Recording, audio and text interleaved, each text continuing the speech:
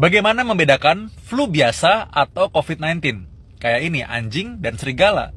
Kelihatannya mirip, tapi beda. Kalau ini namanya beruang. Gejala COVID-19 itu umumnya demam, lalu ada batuk-batuk, ada tenggorokan rasa nggak nyaman, kadang juga mual, kadang juga ada yang diare atau timbulnya bercak-bercak kemerahan di kulit, mirip-mirip kayak alergi. Badan juga rasanya lemes banget, cepet capek, rasanya pokoknya pengen rebahan aja.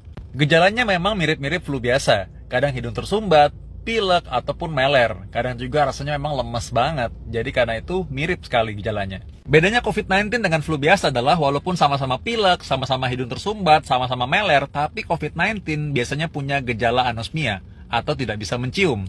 Bukan seperti ini, mencium artinya tidak bisa menghirup aroma bau, tidak bisa membedakan, lempeng aja gitu rasanya sama aja. Jadi dia kehilangan indera penciumannya. Bedanya COVID-19 dengan flu biasa adalah 87% orang dengan COVID-19 punya keluhan anosmia, nggak bisa mencium. Bukan mencium begini maksudnya, tapi dia tidak bisa menghirup bau makanannya, tidak bisa merasakan aroma, bau kentut, ataupun bau ketek. Pada orang dengan flu biasa, memang hidungnya tersumbat, tapi dia masih bisa membedakan aroma makanan. Pada orang dengan COVID-19, walaupun dia mungkin tidak tersumbat-tersumbat banget seperti orang yang pilek berat, mungkin cuma meler-meler sedikit saja, atau bahkan tidak ada keluhan tersebut, tapi tetap saja dia tidak bisa menghirup aroma makanan. Jadi anosmia ini bukan berarti karena hidungnya tersumbat karena pileknya. Bedanya COVID dengan flu biasa, COVID menyebabkan viral pneumonia atau paru-paru basah akibat infeksi virus ini yang tampak bercak-bercak atau bulat-bulat itu di gambaran CT scan atau perbercakan di gambaran ronsen seperti ini. COVID-19 mengalami penurunan saturasi oksigen, yang ini tidak didapatkan pada orang dengan flu biasa. Walaupun flu sampai hidung tersumbat, tidak sampai saturasi oksigen menurun. COVID-19 menyebabkan D-dimer naik atau gangguan pembekuan darah, yang tidak didapatkan pada orang dengan flu biasa. Kalau flu biasa, D-dimer nggak akan naik. Jadi beda banget kan antara flu biasa dengan COVID-19. Tambah lagi perbedaan yang utama adalah flu biasa tidak akan positif COVID kalau di swab PCR ataupun antigen. Jadi kalau Anda swab PCR itu positif COVID, artinya Anda memang COVID, bukan flu biasa. Jadi kalau flu harus di swab juga. Ya karena gejalanya mirip, sebaiknya Anda lakukan daripada menyesal. Apalagi kalau punya riwayat kontak dengan orang yang positif COVID-19, sebaiknya di swab saja. Dan ingat, jangan mau di COVID-COVID-kan. Yang positif COVID dan tidak pakai masker menularkan kepada Anda, itu namanya Anda di-COVID-kan. Kalau Anda menularkan kepada orang lain, itu berarti Anda meng-COVID-kan orang lain. Jadi jangan mau di-COVID-kan, jangan mau ditularkan atau menularkan COVID-19 kepada orang lain. Jangan mau di-COVID-kan, Karena pakai banyaknya maskernya. kasus, mungkin sekarang agak sulit untuk mendapatkan obat-obat, juga obat-obat simptomatik. Nah, orang-orang yang lagi isolasi mandiri sekarang di rumah mungkin tambah khawatir.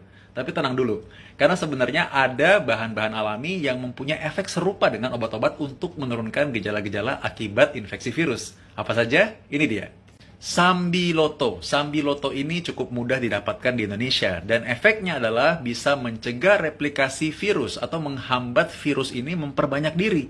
Nah, efeknya akhirnya dia mengurangi reaksi peradangan pada tubuh. Contohnya adalah orang-orang yang demam misalnya. Sambiloto bisa membantu menurunkan demam, juga membantu mengurangi gejala gatal-gatal atau nyeri pada tenggorokan. Canggih kan Sambiloto?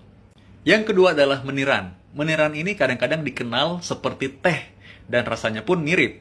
Dia punya efek imunostimulan, artinya dia membantu mengoptimalkan sistem pertahanan tubuh kita. Jahe emprit. Jahe emprit ini meningkatkan imunitas dan juga punya efek untuk mengurangi rasa mual dan meringankan gejala nyeri otot ringan. Mirip kan kayak orang lagi sakit-sakit infeksi virus gitu.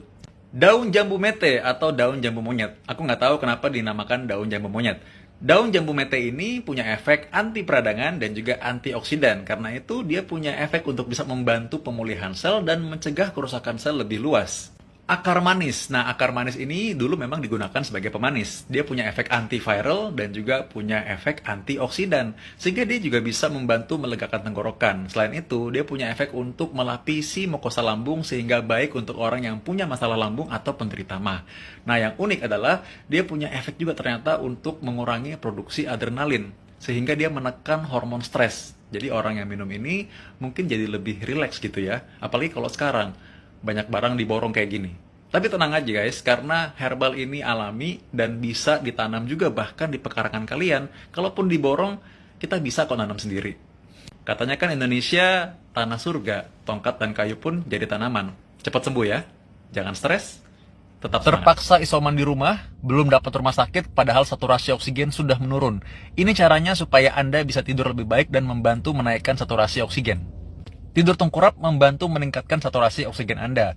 Lihat posisi bantalnya, ada di depan dada ataupun di daerah persendian untuk membantu mengganjal dan membuat posisi lebih nyaman. Kadang ada yang merasa posisi lebih enak dengan setengah duduk. Misalnya orang yang sering gatal-gatal lehernya, panas bagian dadanya, atau napasnya nggak lega. Dengan setengah duduk, orang yang kambuhan mahnya biasanya merasa lebih nyaman. Karena itu, usahakan bertahan dalam satu posisi sekitar 30 menit atau paling lama 2 jam dan posisi harus berganti lagi. Lihat nih, jantung di tengah, paru-paru samping kiri dan kanan, dan ada gelembung-gelembung paru. Sehingga perubahan posisi memberi kesempatan pada gelembung-gelembung paru untuk berfungsi lebih baik.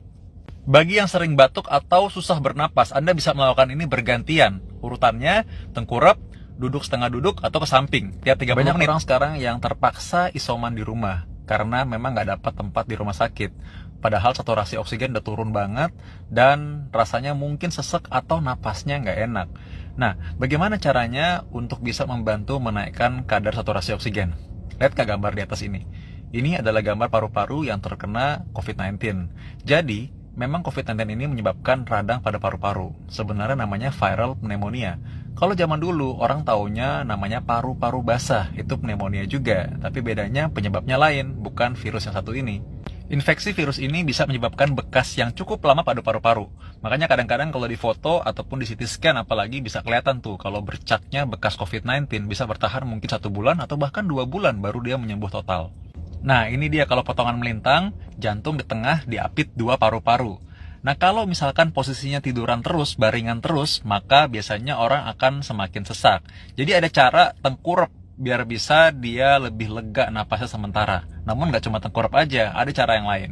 Kebanyakan orang akan berusaha untuk dalam posisi setengah duduk, supaya mengurangi sesak. Tapi ada cara lain, yaitu Anda bisa menaruh bantal di dada Anda dan Anda tengkurap. Dengan demikian bisa membantu mengurangi sesak dan bisa meningkatkan kadar saturasi oksigen. Tapi ada tapinya.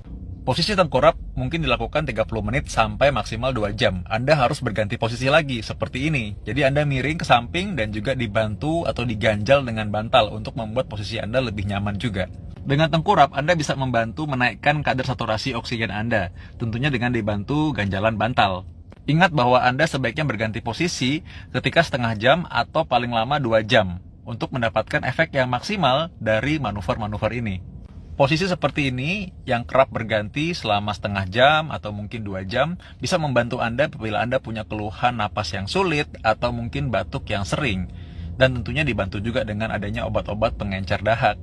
Kadang-kadang juga karena tidak tahan dengan obat-obat tertentu, maka ada orang yang punya sakit mah jadi kambuh. Sehingga posisi dengan setengah duduk pun bisa membantu mengurangi batuk atau mengurangi sesak napasnya. Konsumsi zinc dan juga antioksidan membantu supaya tidak terjadi bekas yang cukup lama pada orang-orang yang sudah sembuh nantinya. Anda boleh share ini untuk membantu orang-orang yang sekarang sedang berjuang untuk sembuh dari COVID-19.